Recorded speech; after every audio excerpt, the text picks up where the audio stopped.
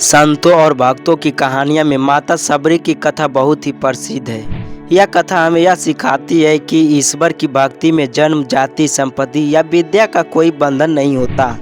केवल प्रेम, श्रद्धा और सच्ची भक्ति ही भगवान तक पहुंचने का मार्ग है। सबरी का जन्म एक भील परिवार में हुआ था। भील समुदाय जंगलों में रहने वाला एक आदिवासी समुदाय था, जिसे समाज में बहुत निम्न दर्जा प्राप्त था।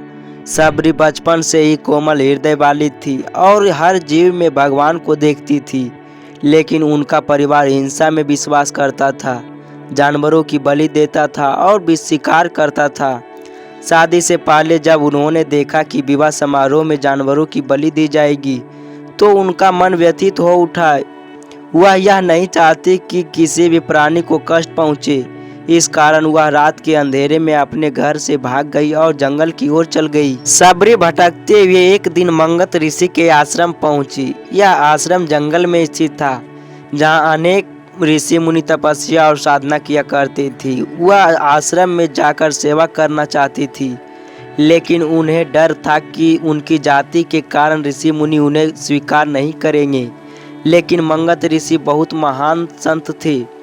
उन्होंने सबरी के मन की शुद्धता को पहचान लिया और उन्हें आश्रम में रहने की अनुमति दी। सबरी अपने स्वभाव के अनुसार आश्रम की सफाई करने लगी, ऋषियों के लिए पानी लाने लगी और उनके लिए फल सब्जियां एकत्रित करने लगी। सबरी के मन में भगवान श्री राम के प्रति गहरी भक्ति थी। उन्हें विश्वास था कि एक दिन श्री राम उनके आश्रम में आएंगे और उन्हें दर्शन देंगे। मंगत ऋषि ने भी यह भविष्यवाणी की थी कि एक दिन भगवान श्री राम स्वयं इस आश्रम में आएंगे और सबरी को दर्शन देंगे। अपने गुरु के आदेशानुसार सबरी प्रतिदिन भगवान श्री राम की प्रतीक्षा करती। वह हर दिन पूरे मन से आश्रम की सफाई करती, रास्ते में कांटे हटा देती ताकि जब श्री राम आएंगे तो उनके चरणों में कोई बाधा ना हो। वह ताजे फल तोड़कर रखती ताकि श्री राम के लिए उत्तम फल उपलब्ध हो। कई वर्षों तक सबरी ने भगवान की प्रतीक्षा की। अंततः एक दिन भगवान श्री राम अपने अनुज लक्ष्मण के साथ उस आश्रम में पहुंचे। जब सबरी ने श्री राम को देखा तो उनकी खुशी का ठिकाना नहीं रहा। वह दौड़कर उनके चरणों में गिर गई और आंसू-पूरित नेत्रों से उसका स्वागत किया। वह तुरंत श्री राम के लिए जंगलों के सबसे मीठे बेर तोड़कर लाने लगी, लेकिन उनकी भक्ति इतनी प्रबल थी कि वह प्रत्येक बेर को स्वयं चखती ताकि श्री राम को केवल मीठे बेर ही खाने को मिले। जब लक्ष्मण ने यह देखा तो वह चौंक गए। उन्होंने सोचा कि यह उचित नहीं है कि कोई भगवान को जूठा फल खिलाए, लेकिन भगवान श्री राम सबरी की भक्ति को समझते थे। उन्होंने प्रेम पूर्वक वे बेर खाएं और कहें, सबरी, तेरे प्रेम से सिंचित यह फल मेरे लिए किसी अमृत से कम नहीं है। श्री राम ने सबरी से भक्ति का रहस्य पूछा। तब उन्होंने कहा, हे प्रभु, मैंने गुरु के वचनों को ही सत्य माना और पूरे प्रेम से आपकी प्रतीक्षा की।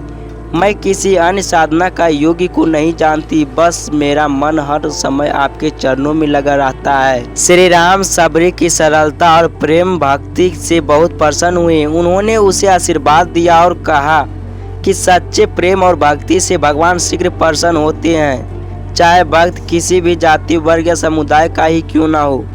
भगवान श्री राम के दर्शन के बाद सबरी को अपने जीवन का उद्देश्य प्राप्त हो गया।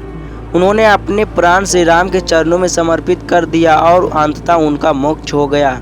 सबरी की कहानी हमें यह सिखाती है कि सच्ची भक्ति में किसी भी प्रकार का भेदभाव नहीं होता। भगवान केवल मन की शुद्धता को देखते हैं, बाहरी रूप या जाति को नहीं। गुरु की आज्ञा का पालन करना और धैर्य पूर्वक प्रतीक्षा करना भक्ति का महत्वपूर्ण अंग है।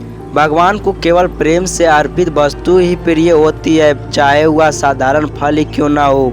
सच्चे मन से की गई भक्ति अवश्य फलीभूत होती है। सबरी की यह कथा आज भी हमें प्रेम, श्रद्धा और समर्पण की महिमा का संदेश देती है।